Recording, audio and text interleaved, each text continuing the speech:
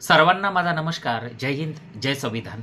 बऱ्याचशा लोकांनी मला विचारलं की मॅडम, सरकारी नोकरी लावून देतो म्हणून आमच्याकडून हा व्यक्ती पैसे घेऊन गेला, आमच्याकडून 2 ते 3 लाख रुपये घेऊन गेला आणि आता त्याचा फोन स्विच ऑफ येतो आहे आणि दिलेल्या पत्त्यावर तो राहत सुद्धा नाही, तर काय करायचं?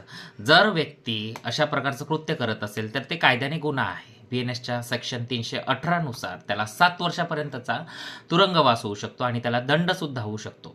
BNS 318 जे आधी ओल्ड IPC म्हणजे 420 फ्रॉड मानलं जात होतं, तर त्यामध्ये शिक्षा सेम ठेवलेली आहे आणि दंड तो डिपेंड करतो की त्याने कुठल्या प्रकारचा गुन्हा केलेला आहे.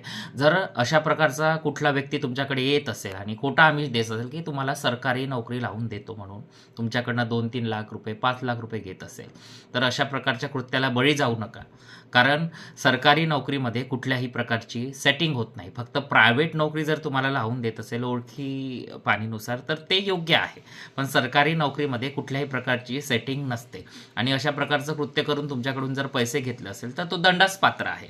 अशाच प्रकारच्या कायदेशीर माहितीकरिता माझ्या पेजला फॉलो करा आणि आवडलं तर नक्की शेअर करा.